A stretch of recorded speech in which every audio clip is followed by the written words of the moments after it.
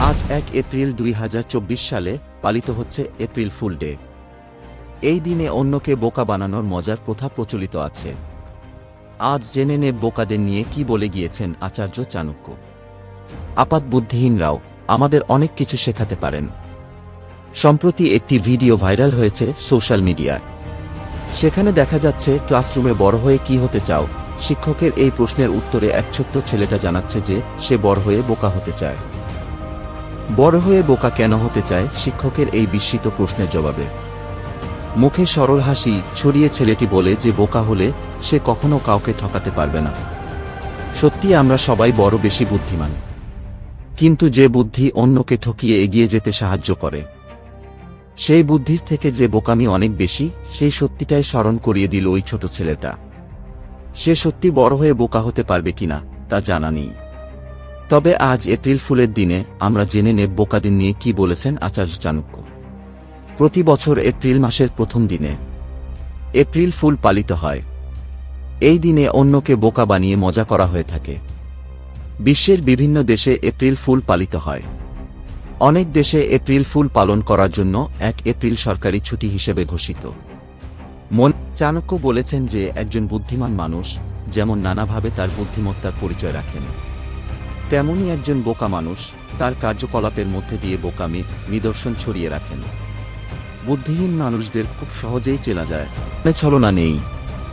আচার্য চাণক্য বলেছেন যে বোকামি বা মূর্খতা সেই মানুষটির জন্যই বড় যন্ত্রণা নিয়ে আসে।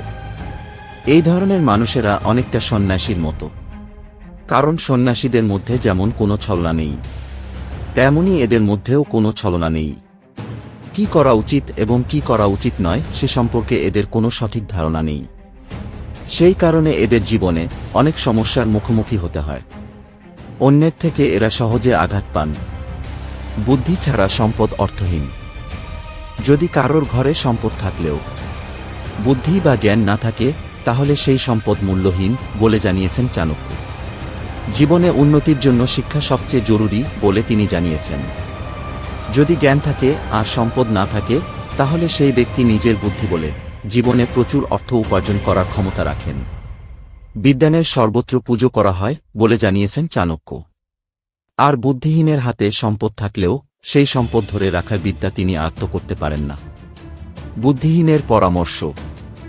আচার্য চাণক্যর বাণী অনুসারে জ্ঞানী মানুষকে সবাই শ্রদ্ধা করেন, সবাই তার কথা অনুসরণ করেন, কিন্তু যারা নিজেদের কথা শোনানোর জন্য বা শ্রদ্ধা পাওয়ার জন্য বোকাদের সাহায্য গ্রহণ করেন, অর্থাৎ যারা বোকা বা মূর্খদের দিয়ে নিজেদের সম্পর্ক প্রচারের ব্যবস্থা করেন, তাদের ঘরে কোনো দিন সুখ শান্তি থাকতে পারে না।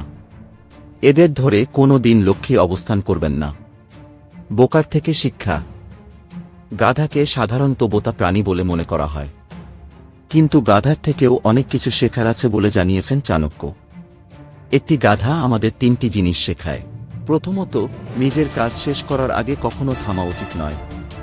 দ্বিতীয়ত, যখন তুমি কোনো কাজের দায়িত্ব নিয়েছ, তখন ঠান্ডা গরম বা আর যে সমস্যাই আসুক না কেন কাজ করে যেতে হবে। আর তৃতীয়ত, নিজের জীবন নিয়ে সন্তুষ্টিবোধ থাকা জরুরি।